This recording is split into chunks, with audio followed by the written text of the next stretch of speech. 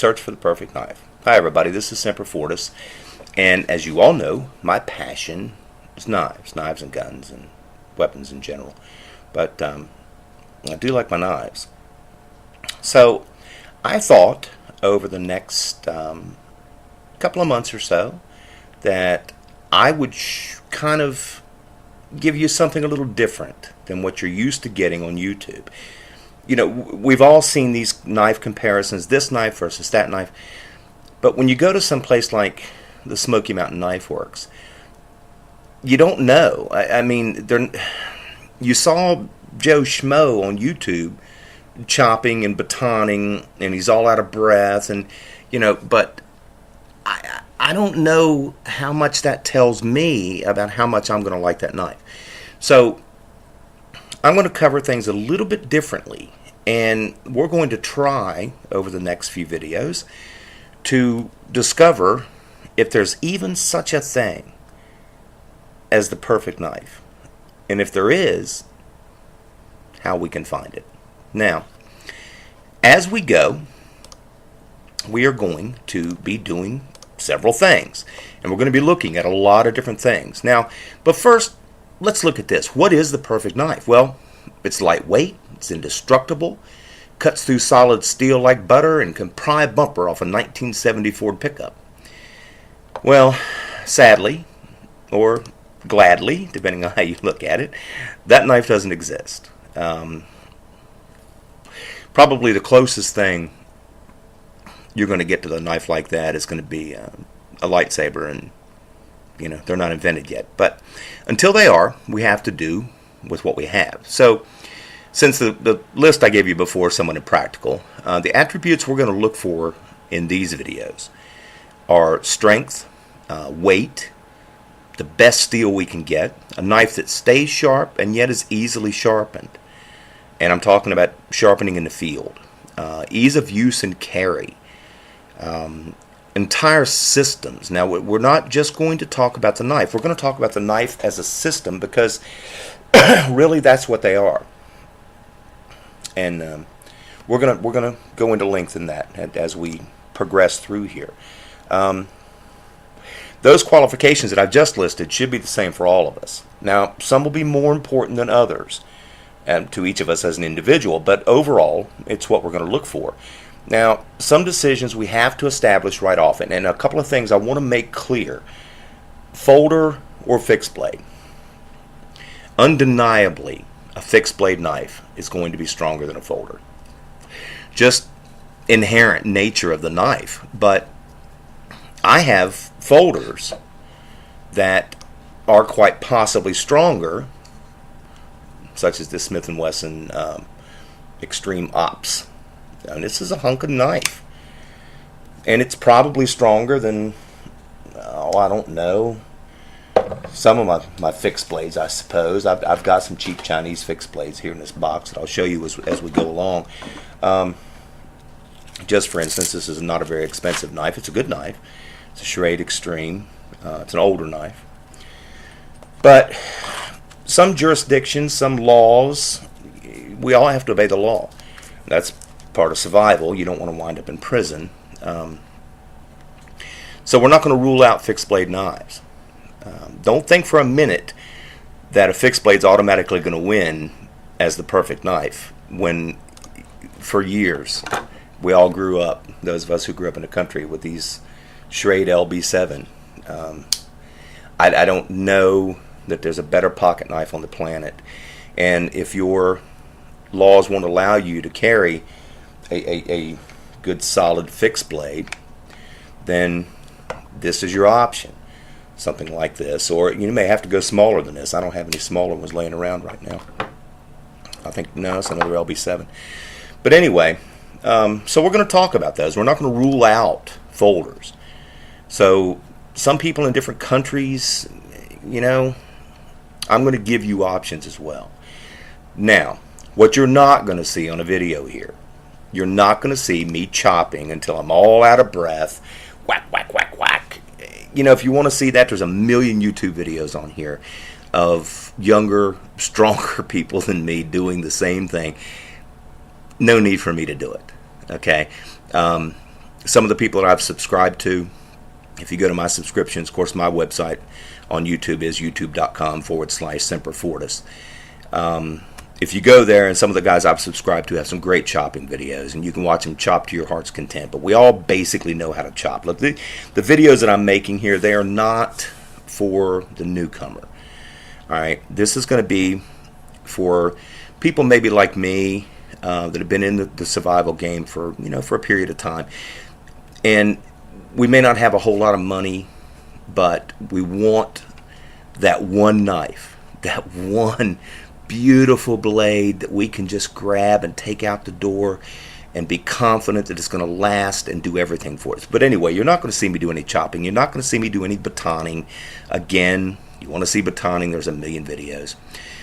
What you are going to see, you're going to see a close examination of the metal, the weight, length, strength, shape, ease of care, durability, cut, and sharpening design, as well as cost, which is, of course, an important factor. We're going to look at old knives, new ones, strange designs, contemporary designs, all in search of the perfect knife. I've got a couple of metal shops that I hope to be going to video from, and they're going to be showing us how to temper and that sort of thing as this series goes on. So I'm hoping this is going to be a really good series, and I'm hoping you enjoy it. I really do. Now, let's start on this one by talking about the one knife that you grab. Okay, let's say the poos hit the fan. Let's keep this PG rated. And you're headed out the door, and you've got time to grab your go bag, bug out bag, e-kit, I don't care what you call it. I personally have several kits. I've managed throughout the years to be able to put these kits together. I have a kit in my house, which is a very large kit for hurricanes. I have a generator in that. I'm obviously not going to grab that and run with it. I have water stored, etc. It's because I live in Hurricane Central. I have a kit in the car, which basically has the same things, only it doesn't have the generator. It does have the AC adapter. So I have AC in my Jeep. My Jeep is, of course, a big four-wheel drive because I believe in survival. I'm not going to own a Chevy Cavalier because it doesn't do anything for me. My Jeep does. I have a kit, again, in a house, my vehicle, and I have 3 or 4 kits. I have a long-term kit, which is a big backpack, which holds my shotgun, my pistol, But more importantly, I have that one kit that I just grab when I want to walk out the door, and we should all have that. Now, it can be as extensive or as simple as you want it. All of this is up to you. All I'm trying to do is to help you and maybe guide you in making these decisions. This would be something that I would consider an out-the-door kit. Now, first, let's clear this up. This knife has gotten some bad press lately. This is the Buck Hoodlum. The little notch here, right here, that they put in this, that Buck put in this in order to, it's supposed to be able to scar bones, which I can do with the tip, lift hot pots off the fire. Look, the integral strength of any blade can be compromised, and that's what they've done here. That being said, I've never had a problem with this knife. In fact, this knife has held up so well that I love the Hoodlum. Now, if I'm going to run out the door, currently, this is the knife that I'm probably going to pick up and go with. As you can see, it has a compass. It has a little sharpening steel. That's my favorite sharpening steel in the whole world. We'll cover that. And, you know, a lot of people put a lot of things in these little pouches. And now this is what I mean by a system. This is a system. This knife has paracord. It can be held lengthwise on my back, across my chest. It can be held on my belt. There's a million ways I can carry this. In my little pouch is nothing more than another knife. And a nice little LB7 folder made by Case, which is going to be in the running for the perfect knife. So I don't put a whole lot of survival stuff in my grab kits, and I'm calling them grab kits. They're my kits that I would just grab and run. Let's say an atomic bomb went off in Colombia. If I manage to survive it, then I'll just grab it and run and go find my family and get my cats as well I can in my Jeep, and off I go. I'm not going to grab something like this. Why? Because it's not a system. This is not a system. This is a nice knife. It's a Glock knife. It's made by Glock in Austria. It's got good steel, nice thickness. But I can't carry anything in this sheath. The blade design is not my favorite. It's great for fighting, and I think that's what it's made for. I'll assume. Look, I was in the Marine Corps and I was in a state platoon and all that stuff, but I'm not all about that anymore. I'm all about survival, and that means avoiding conflict. We had a good show on that. But then you take something as simple as this, which is an old Schrade. Now, I love this old knife, and I've used this old knife on the camp. It's kind of scarred up, but this old Schrade X-Timer, it's got the little saw on the back, which is absolutely useless. But the knife is amazingly sharp still. And this thing is years old. I've had this forever. It came with just a stupid little sheath, and I threw that away. And I bought myself a system. So it becomes a system. And so it becomes in a running for the perfect knife. It has a little pouch there where you can put another knife, or, you can carry it, as you can see, strapped this way on your belt, however you want. So it makes a nice system. And that's what we're going to talk about. Now, you can spend a lot of money on a knife. A lot of money. And I love my knives, so I collect them. And this is a beautiful knife. This is a Hen and Rooster. The metal is solid and steel. Absolutely an amazing knife. It is a collaboration between Spain and Germany. It's German steel, but it is forged in Spain. And it is a fantastic knife. But it's not a system. Sheath's beautiful, little piece of leather, good solid, got that great leather smell. But if I take this and I put it in a sheath like this, which it'll slide right in there, then all of a sudden it becomes a system. And it becomes something that I would grab as I go out the door.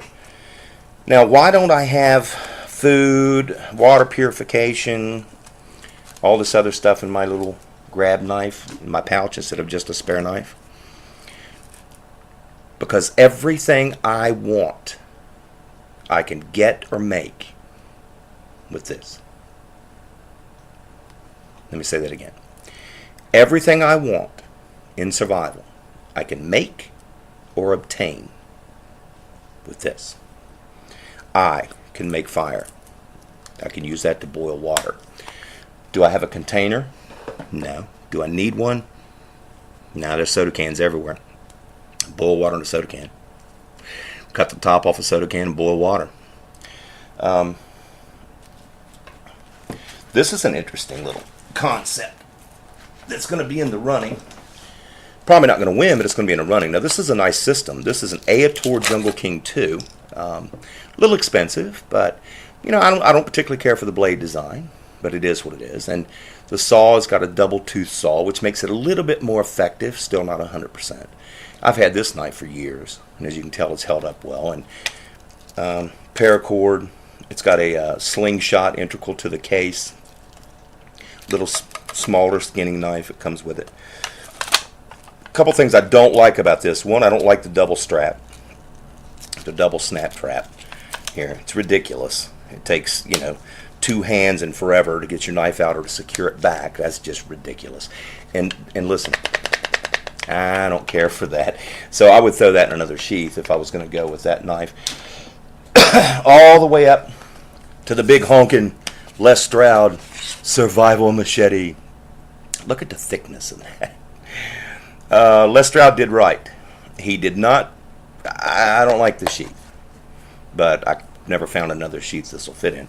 it is pretty neat that it's got a little fire starter, a little ferro rod right there that you can just pull out and use to start a fire with. So that's a pretty nice little system, and it does only have the one strap, which is nice. However, it has a fault. Look, it falls out of the sheath.